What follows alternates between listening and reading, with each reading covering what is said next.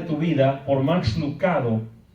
Él lo trajo y me dijo, ve a ver si de aquí puedes dar estudios. Así que me dejas saber y si no, tratamos otro.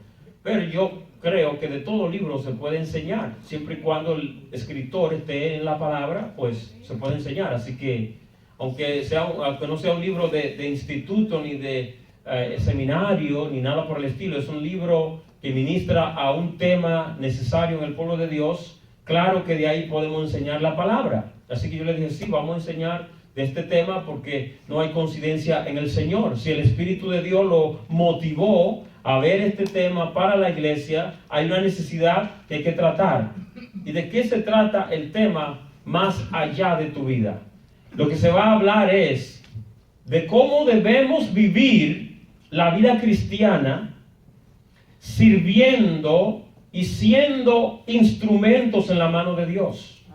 Que no estamos aquí en la tierra para vivir enfocados en el yo, en la necesidad nuestra, en los deseos y sueños nuestros, y nos olvidamos que hay un mundo que se está perdiendo, que se está yendo al infierno, y el Señor nos ha llamado para marcar la diferencia aquí en la tierra. Por eso dice, más allá de tu vida.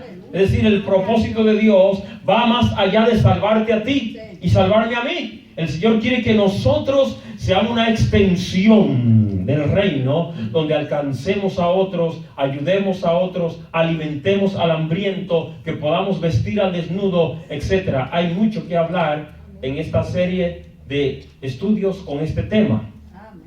Así que en unos minutos vamos a comenzar, pero antes continuamos con la ofrenda, que es parte.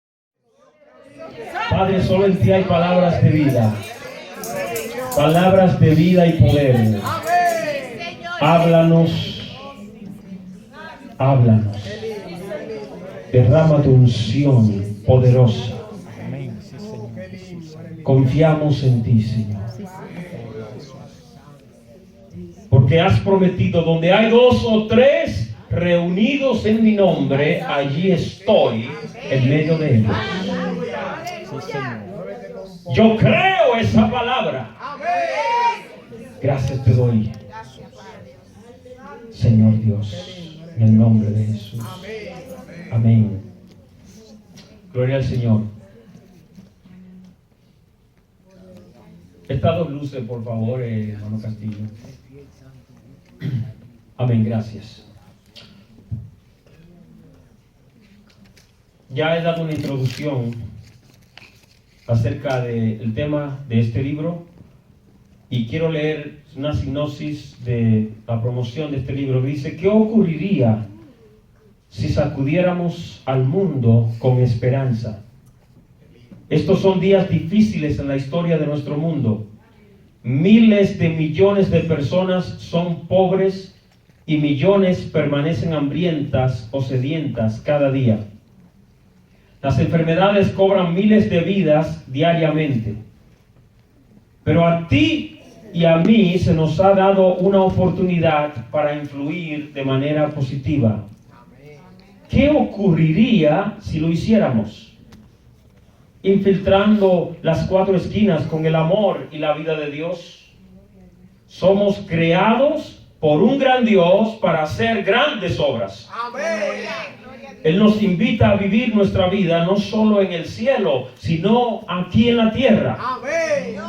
¿Qué ocurriría si vivieras de tal manera que tu muerte fuera simplemente el comienzo de tu vida?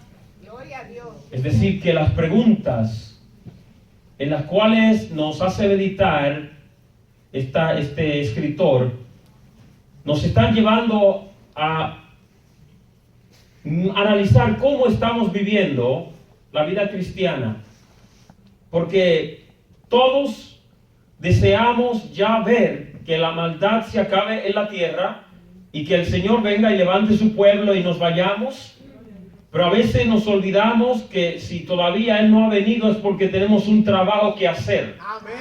Un trabajo que hacer ahora en el presente. Es decir que en esta noche voy a tratar de introducir este tema y quiero que usted medite y le pida al Espíritu Santo, Señor, enséñame qué tú quieres que yo haga con mi vida, qué tú quieres que yo haga para tu reino. En la serie anterior de estudio hablábamos de la madurez espiritual. Y no puede haber madurez en un creyente si no está preparado para servir. El proceso de madurez nos debe llevar a estar dispuesto a servir a otros. Porque el que ha madurado ya no es un bebé que nada más quiere que lo atiendan a él, sino que ahora está dispuesto a ayudar, a bendecir a otros, a cuidar de otros. Para esto debemos de vivir la palabra que nos dice que andemos ¿en qué? En amor. No se puede ser siervo de Dios. No podemos servir a los seres humanos, a las almas. No podemos ser útiles sin amor. Porque podemos empezar sirviendo, pero nos vamos a cansar. El trabajo, ¿sabe? Uno puede fingir hasta cierto punto. Luego llega el tiempo donde se cae la careta, la máscara. Es como cuando una persona se enamora de otra persona, ambos se enamoran, ¿y qué van a hacer? Se van a cuidar de esconder las uñas, de que no se vean la falta, de que no se vean las cosas negativas. ¿Por qué? Porque queremos mantener una buena impresión. Eso no es normal, ¿ok? Eso es normal. Pero con el tiempo se acabó el protocolo. Esto es lo que hay. ¿Me quiere o no me quiere? Porque si no me quiere me voy y sigo para adelante. ¿Sabe? Esa es la naturaleza humana. Obviamente que al principio hay que tener algo de, ¿tú sabes? Un poco de ética y de cuidado. Pero, ¿a qué me refiero?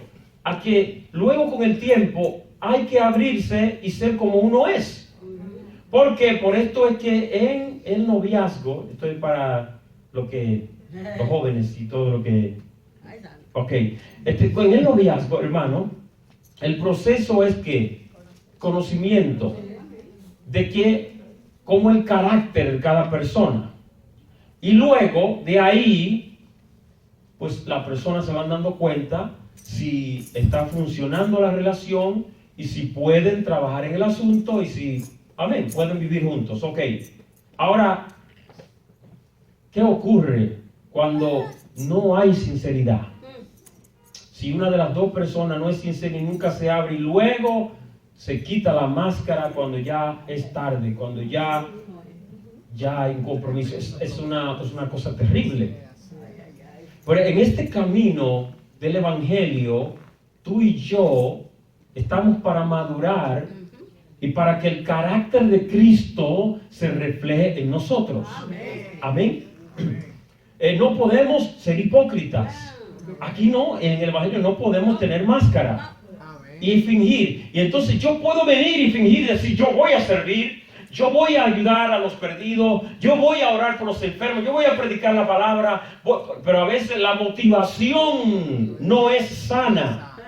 A veces la motivación es que como yo vi que el Señor usó al evangelista fulano de tal con una unción tan poderosa, yo quiero eso.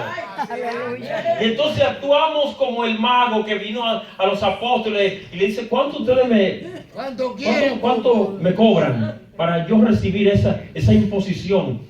Ustedes imponiendo las manos, la gente recibe el poder del Espíritu, yo quiero eso.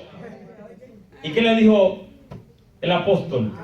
Tu dinero perezca contigo. ¡Ay, santo! ¡Aleluya! Esto no se vende. Entonces, ¿cuál es la motivación por la cual quiero servir a Dios y ayudar a la gente? ¿Qué me motiva? Si la motivación no es santa, si no hay amor genuino, la careta se va a caer pronto, porque cuando venga la lucha, venga la batalla, el enemigo va a hacer trizas con uno. Necesitamos servir, pero asegurarnos de que la motivación sea la correcta. Ahí quiero advertir que no todo lo que voy a decir en esta serie de estudio viene del libro. El libro es una guía, es un bosquejo, tomo las citas, pero hay citas que el Espíritu me da para compartirlas. Hay palabras que siento escribir y las escribo. Y esto escribí en las notas. La vida es una. Y una vez que se termina, no podemos volver a vivirla. No podemos devolver el tiempo y recuperar el tiempo que perdimos en el pasado. Lo único que podemos hacer en el presente es aprovechar el tiempo que nos queda viviendo. Gloria a Jesús. Viviendo de acuerdo a la voluntad de Dios y sirviendo al Señor con amor y fervor. Si has vivido tu vida desperdiciando años sin ser vaso de honra en las manos de Dios, ya no te quedes lamentando el pasado, porque ya se fue. La pregunta es: ¿qué vamos a hacer de hoy en adelante? El presente, ahora, porque ya el pasado se fue. No se puede repetir, no hay rewind, aquí no se devuelve nada. Hay que ahora seguir mirando a ver qué tiempo me queda. Si usted hace un conteo de los días de un ser humano, como no recuerdo ahora la cantidad de los días de acuerdo a los años, y esto lo vi en un website y me vino ahora a la mente, que había un conteo de cuántos días hay en 80 años, cuántos días hay en 90, cuántos días hay en 60 y así por el estilo. Y cuando uno calcula, dice: ven acá, esas son las cantidades de días que hay, no son muchos. Los días. Usted hace un cálculo, 365 multiplicado por el número de años que usted quiera. Usted va a ver que no es... Entonces, si ya usted ha vivido cierta cantidad de tiempo, usted le resta y ahora son menos los que quedan. Sí, que son menos. Entonces, ese tiempo que queda, que solamente Dios sabe hasta dónde llega el reloj nuestro de cada uno de nosotros, ese tiempo que queda, debo determinar que lo voy a usar al máximo, aprovecharlo al máximo para Dios. Se acabó perder tiempo, se acabó derrochar tiempo. ¿Cómo está viviendo la gente hoy? Consumidos por las pantallas de los celulares y el iPad y la computadora. Consumidos, perdiendo tiempo en los trenes, en la guagua. La gente dejándose consumir la vida en ese asunto. Ese tiempo se perdió, no se puede recuperar. Hay que asegurarse de que si vamos a usar la tecnología, la utilizamos como herramienta para beneficio del reino y de nuestras vidas. Pero que no seamos cautivados por ella. Gloria al Señor. Porque el tiempo hay que aprovecharlo. Y alma alaba a Dios. Dios desea utilizarte. Dios desea utilizarme a mí. Pero ¿cómo puedo hacerlo? ¿Cómo puedo hacerlo yo? ¿Puede Dios usarnos? Amén. El escritor dice: tengo 120 respuestas a esa pregunta. ¿Cuáles son esas 120 respuestas? Los que esperaron en el aposento alto la promesa del Espíritu. Esos 120, que era, no era ese el número exacto, dice como 120. Ese número de personas, todos recibieron poder. ¿Y poder para qué? Para ser testigos. De esto vamos a hablar casi ya. Efesios 2:10. A ver si...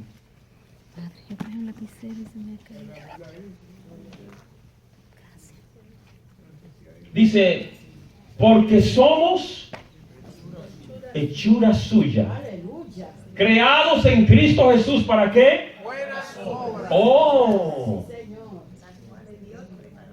Dios nos creó para buenas obras. Y oye esto, Él las preparó de antemano para que anduviésemos en ellas. Aún antes de tu nacer, ya Dios había preparado el trabajo tuyo y el mío. Wow. Antes de tu nacer, ya existía tu trabajo en el reino de Dios. Porque preparó obras de antemano, antes de crearte. Él dijo: yo voy a utilizar a tal persona, y ahí puedes poner tu nombre, lo voy a utilizar en tal y tal y tal manera. Y usted dirá, bueno, yo no soy llamado al ministerio completo. No, no tiene que ver con ministerio completo. Así es, amén. Esto no es cuestión esto es cuestión de que todo creyente tiene un propósito en el reino y es llamado para ser usado por Dios. Amén. A mí me gusta la historia de los diáconos que fueron escogidos para servir en la iglesia primitiva y cómo hubieron dos de ellos que ellos no se quedaron sirviendo las mesas. O sea, que ellos lo hicieron con amor, amén. Pero había tanto fervor y fuego y poder en Felipe y Esteban, que esta gente no se quedaron ahí. No podían nada más servir las mesas. Hubo milagros, hubo prodigios, hubo predicación de la palabra, hubo almas que seguían a esta gente. ¿Por qué? Porque cuando Dios te va a utilizar, para Él utilizarte, Él no necesita que tú tengas capacidades o talentos humanos.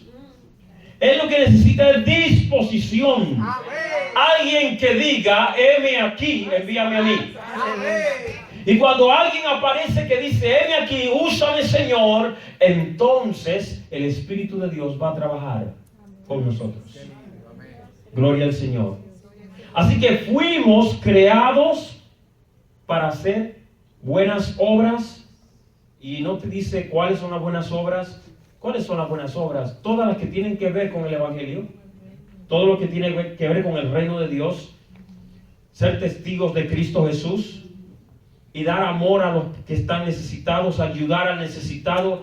De esto vamos a hablar y dar ejemplos más adelante.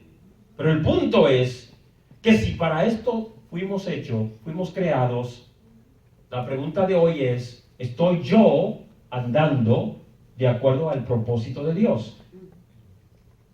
Si fui creado para buenas obras, ¿estoy yo andando en buenas obras o estoy ocupado en otras cosas? ¿Acaso estoy permitiendo que el enemigo me envuelva en problemas y lucha y batalla y que yo me olvide de que tengo una responsabilidad? Porque a veces la guerra espiritual es para trancarnos, para estancarnos, para que no sigamos adelante, para que no hagamos la obra de Dios. Y entonces estamos, hermano, yo me estoy muriendo, yo necesito ayuda, amén, hermano. Todos necesitamos ayuda. La Biblia dice que debemos orar los unos por los otros. Pero cuando la iglesia primitiva estaba en persecución, la persecución no impedía el trabajo del evangelio, de predicar la palabra, de alcanzar a los perdidos. La iglesia seguía creciendo. La palabra corría. ¿Por qué? Porque esta gente, hay fuego, hay candela, hay leones que lo tiran, pero nosotros seguimos predicando al Señor. Mira cómo Pablo, aunque fue encarcelado y estaba en el cepo, estaba en un lugar incómodo, estaba en sufrimiento, él decía, yo estoy preso, pero la palabra no está presa. Aquí dentro sigo proclamando que Cristo salva. Necesitamos esa determinación. Necesitamos estar enfocados en Cristo y no en la prueba y dolor que nos abate. Aleluya. Porque cuando hagamos esto, entonces el poder y la gloria de Dios va a brillar en nuestra vida. Gloria al Señor. Y Satanás va a estar frustrado porque no sabrá qué hacer con un creyente que está entregado a Dios del todo, consagrado al Señor. A veces pensamos que la consagración tiene que ver solamente con la vida moral, que yo sea santo, puro, que no me contamine con el mundo. Eso es parte. La consagración no se limita a eso. Consagrarse a Dios significa entregarse a Él en todo. Entonces, cuando yo me entrego a Él en todo, quiere decir que a pesar de que esté en prueba, en lucha y batalla, yo le sirvo y no pongo la mirada en la prueba, en la tribulación, pongo la mirada en Cristo. A veces, quiero hacer un paréntesis. A veces hay crisis de fe en el pueblo de Dios. ¿Fe para qué? Fe para creer que Dios nos ama. Oye bien, eso no tiene sentido, lógicamente hablando. ¿Cómo el pueblo de Dios, cómo la iglesia no va a saber que Cristo le ama? Pero cuando viene la prueba, la lucha y la batalla, estamos cuestionando, ¿será que Dios me está castigando? ¿Será que Dios está enojado conmigo y por eso yo estoy en este desierto? Esas son las preguntas que vienen. O quizás es que como yo pequé tanto en el pasado, ahora este castigo viene a mi vida. Oye bien, anulando el poder de la sangre de Cristo. Y vienen estos cuestionamientos y luego preguntamos, Señor, ¿tú me amas? Ya empezamos a dudar del amor de Dios. Porque la circunstancia, la prueba, el dolor, la lucha me hace preguntar, Señor, ¿ya no me amas? Crisis de fe. Porque tenemos el error de mezclar el amor de Dios con la circunstancia. Si me va bien, Dios me ama. Oh, bro, estoy bendecido. Todo está bien. El amor de Dios está conmigo. Viene la lucha, el dolor, la enfermedad, la necesidad, la prueba. Como que está enojado conmigo hoy el Señor. No me está yendo bien, así que... Oye bien lo que te voy a decir. Esta es una de las palabras que me ha ministrado de lo más profundo cuando el enemigo quiere sugerir este tipo de cosas en mi mente por causa de la prueba o desierto que esté pasando. Cuando estoy en esa batalla, yo le doy gracias al Espíritu Santo que Él nos trae la palabra. Y me gusta la palabra que dice, el siervo no es mayor que su Señor, ni el discípulo es mayor que su maestro. Alaba a Dios. Si Cristo padeció, si Cristo fue quebrantado, si Él fue llevado a la cruz, si en el árbol verde se hicieron estas cosas, ¿cuánto más no se harán en el seco? Si en el tronco se hicieron estas cosas, ¿cuánto más las ramas vamos a ser sacudidas? ¿Cómo voy a cuestionar si Dios me ama? ¿Acaso no amaba el Padre a su Hijo en la cruz?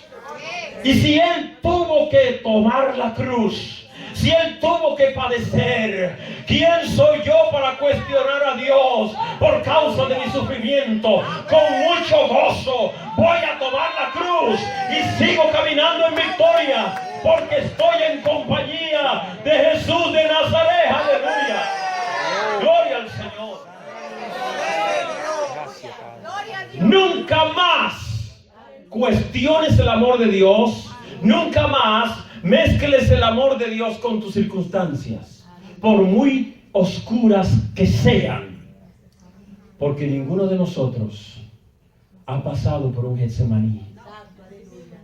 Oh, tenemos nuestros momentos de clamor, donde decimos, Señor, quita de mí esta copa.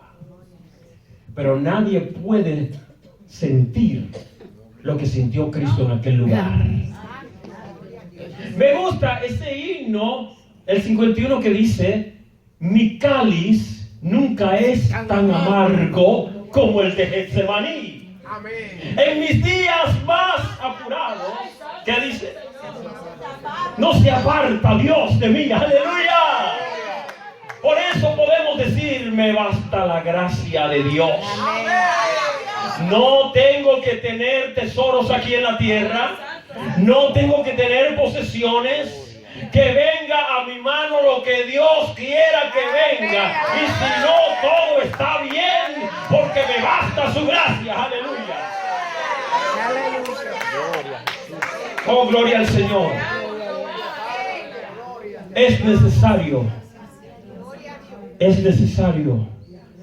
que entendamos que para servir tenemos que tener el corazón de Cristo, que Él no vino para ser servido, sino para servir.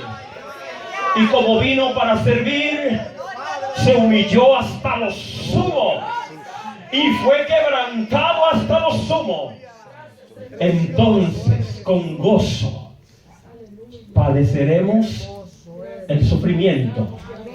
Con gozo cargaremos la cruz cuando miramos a nuestro Señor y podemos decir: si Cristo padeció por nosotros, ¿cuánto más no debo estar dispuesto a padecer yo por Él? Amén. Amén.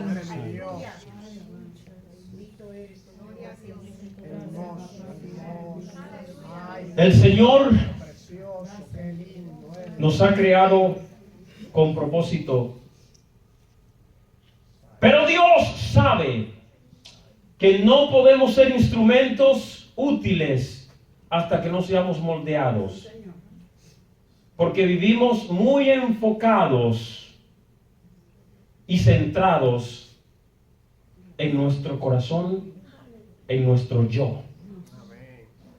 No quiere decir que Dios nunca se interese de tu necesidad, de tu situación, de tu prueba.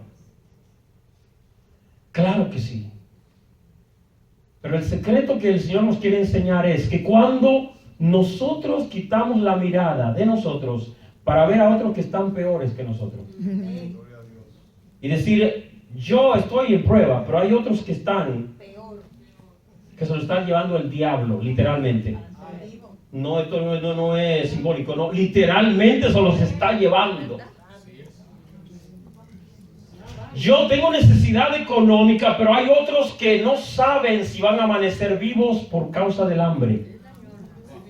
En los huesos, donde la piel está pegada a sus huesos.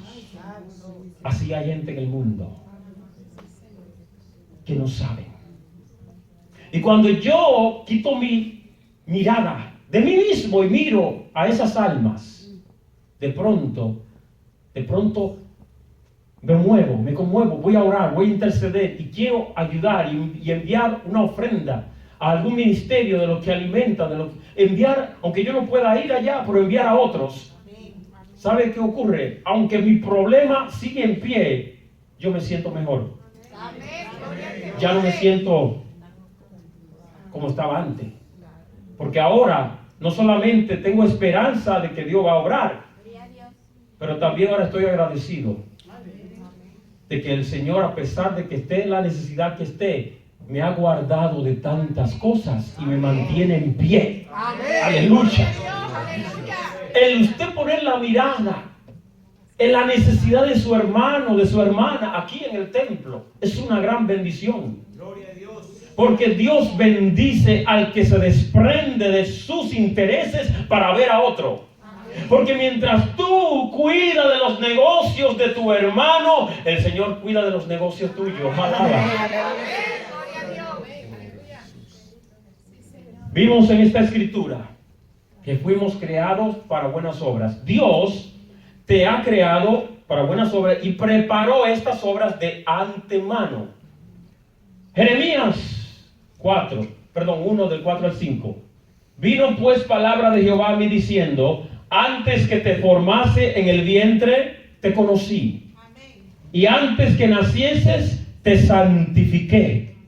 Te di por profeta a las naciones.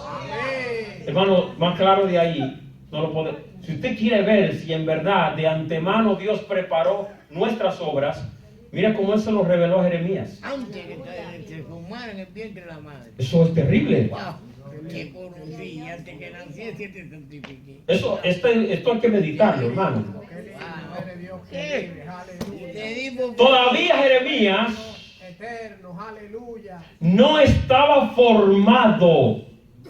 Esto es uno de los misterios de Dios. Dios nos conoce a nosotros en su omnisciencia desde antes de la fundación del mundo. Ya nos conocía. Pero tú y yo abrimos los ojos y vimos la luz del sol al nacer, el día que usted haya nacido, porque escoja su día. Te nació y aquí estoy. Y uno se olvida que Dios siempre ha estado, que Él no comenzó cuando nosotros nacimos. A veces empezamos y pensamos en el mundo como que el mundo y todo lo que hay comenzó con nosotros. No. Estamos aquí, pero ya han pasado miles de años de historia humana y aún antes de la creación de la humanidad, ya Dios nos conocía. Yo te quiero decir que la palabra conocer aquí está hablando directamente, íntimamente. No de conocimiento mental. Está diciendo que te conocía cómo es tu corazón y tenía propósito personal contigo. Este es Dios, Dios de pactos, que trata con el hombre personalmente. Y qué lindo lo que Él está diciendo. Antes que te formase en el vientre. ¿Quién te formó? Él te formó. Pero antes de formarte, ya Él te conocía. Y luego dice, y antes que nacieses, o sea, ya está en el vientre formado, pero no ha nacido. Antes de nacer, cuando estaba en el vientre de su madre, Dios le dice a Jeremías, yo te santifiqué. Yo quiero que analicemos el verbo santificar. ¿Qué significa santificar? Separar, apartar, poner aparte. Es decir, la definición de este verbo no está hablando aquí de una santidad moral. ¿Por qué? Porque Dios nos está diciendo que lo salvó y que le dio la regeneración del Espíritu en el vientre. Ningún ser humano recibe eso. Jeremías nació en su pecado. No podemos decir, bueno, Jeremías fue santificado en el vientre y nació sin pecado. Aquí, por eso es importante conocer el significado del verbo en el hebreo. Santificar significa poner aparte, consagrar o separar para un oficio o un uso especial. Dios está diciendo, yo te tomé aparte para el ministerio profético. Desde antes de tu nacer ya tenías la unción de profeta. Gloria al Señor. Eso es terrible. Aún antes de nacer, el Señor ha dado y depositado un don, un llamado, algo especial en cada uno de nosotros. Amén.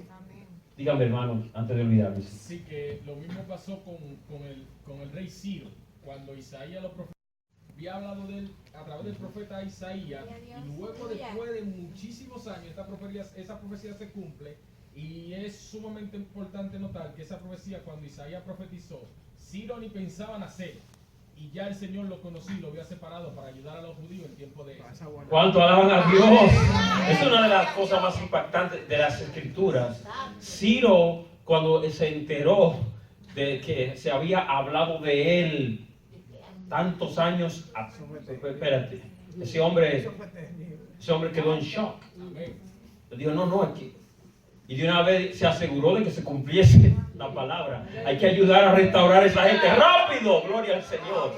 Fue conmovido al saber que Dios habló de él tanto tiempo antes de su existencia. Y el Señor, ¿quién sabe qué ha dicho de ti y de mí en los cielos? ¿Acaso se interesa Dios de mí? ¿Acaso me tiene el Señor pendiente? ¿Acaso menciona Él mi nombre? ¿Acaso lo tenía pendiente en el pasado? Quiero que te atrevas a creer que tú eres importante para Dios. Dios no hace acepción de personas. Así que sí, el Señor te tenía pendiente aún antes de formarte en el vientre. Y determinó Dios que después de salvarte, tenía un propósito de usarte para su gloria. Ahora, ¿cómo es posible que haya tantos creyentes a nivel mundial, tanta gente sin ser usados por Dios en nada? Solamente existiendo en la vida cristiana. ¿Cuál es el problema? ¿Qué está pasando? No es culpa de Dios. La falta de acción. Hay falta de acción, eso es verdad. Falta de compromiso. Falta de búsqueda, de compromiso. Esa es una palabra importante. comprometerse a servir al Señor de corazón. Hay muchas más razones, pero sabe una cosa, podríamos decir tantos motivos, pero uno de los motivos principales es que cuando venimos al Señor, luego de que empezamos a vivir esta vida, debemos cuidarnos de que no se apague la llama del primer amor. Porque vinimos con fervor y queremos servir y queremos hacer tantas cosas para Dios cuando somos bebés. ¿Cómo es posible que luego estemos estáticos, fríos, indiferentes, bloques de hielo? Ese no es el plan de Dios. Pero el enemigo viene y arrecia y a veces nos dejamos engañar. Yo te quiero decir que si tú te acuerdas de los días pasados, cuando viniste al Evangelio y había fuego y fervor en tu vida, y ahora tu vida está estancada, yo quiero decirte que hay una buena noticia. El Señor te puede regresar al estado original. Te puede llevar a ese primer amor, de ese fervor, ese fuego y esa pasión por hacer la voluntad de Dios. Porque ahora, después de tanto tiempo, con más razón, ya que conoces más de la palabra de Dios y de los caminos de Dios, con más razón debe de haber un deseo de servir, un deseo de conocer más de Dios y de servirle con amor. Ahora más que nunca, gloria al Señor. Esta es mi fe. Yo le aseguro algo, por muy negativo que se vea la situación en el mundo, yo estoy esperando ver la gloria de Dios manifestada en estos últimos días. Yo estoy con una expectativa de ver grandes milagros poderosos de Dios, donde el nombre de Jesús será glorificado. Es para adelante que vamos, es para arriba, no vamos disminuyendo, sino que vamos a crecer en el nombre de Jesús. Es necesario que haya en nosotros esa fe, esa entrega y pedirle al Espíritu de Dios: Señor, acércame más a la llama, al fuego. Gloria al Señor. Mire, siervo, cuando el pastor siempre ha dicho del Espíritu Santo que no lo ha recibido, siervo, y eso es, si tú le dices al Señor: mira, Señor, yo voy a meter con este propósito, esta búsqueda, hermano, y el Señor lo va a dar el bautismo. Amén. El Señor lo va a dar. Amén. Si Él lo hizo conmigo, bendito sea el Señor. El Señor, como dijo el siervo, el Señor no tiene niño lindo. Busca el Espíritu Santo y tú vas a ver que lo va a recibir. Y el Señor, Dios no hace acepción de personas. Ahora, la hermana ha tocado el próximo versículo que nos toca el próximo miércoles. Porque de esto que vamos a hablar la próxima semana. Hechos 1:8. Pero recibiréis poder cuando haya venido sobre vosotros el Espíritu Santo.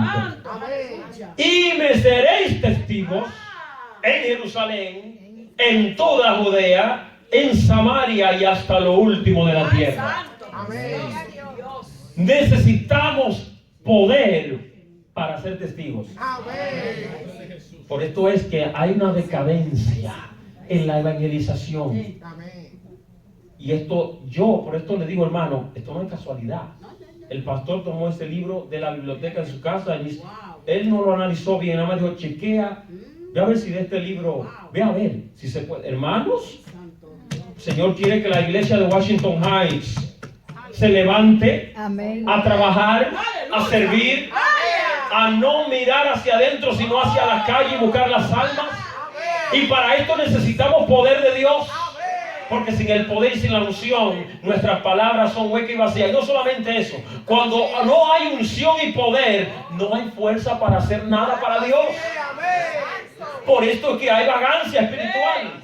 ¿Cómo va a haber esfuerzo y deseo de trabajar si no hay fuego, no hay unción, no hay nada que lo motive? Pero cuando hay esa llama, cuando hay ese fuego, uno no puede estar quieto, porque al igual que Jeremías, la palabra va a arder nuestros huesos y vamos a tener que hablar del Señor. ¡Aleluya! Vamos puestos de pies, porque este es el deseo de Dios, que nosotros como iglesia veamos más allá de nuestra vida Y vamos a decirle al Señor: Señor, yo quiero ser vaso de honra. Yo quiero ser un instrumento útil en tus manos. Aquí estoy dispuesto a servir. Enséñame tus caminos. Enséñame, oh Dios. Ayúdame y levántame con poder. El que pide, recibe, dice la palabra. El que crea en esta hora puede recibir un impacto del Espíritu. Y desde hoy tú vas a sentir que tu vida de oración va a cambiar. Te vas a levantar en la mañana. El Espíritu te va a despertar. No ignores esos momentos. Cuando viene el insomnio, no es insomnio, es el llamado de Dios para que tú ores, para que tú clames. En esta noche puede haber un cambio, un avivamiento en tu vida, aleluya. Y va a haber un deseo de ayunar, un deseo de vigilar, un deseo de conocer más de la palabra. Señor, en esta noche yo clamo que así sea sobre tu pueblo. Que venga este poder, esta unción de tu Espíritu y ponga en nosotros esa llama, aleluya, ese fervor para servirte en espíritu y en verdad. Señor, que podamos recibir esa unción, que esta iglesia, todo el que necesita el fuego del Espíritu, todo el que necesita ese bautismo de fuego, lo pueda recibir para ser testigos tuyos en esta comunidad y en toda la tierra. Aleluya. Señor, en esta hora te lo pedimos. Llena tu pueblo, llena tu iglesia. Levántalos con poder.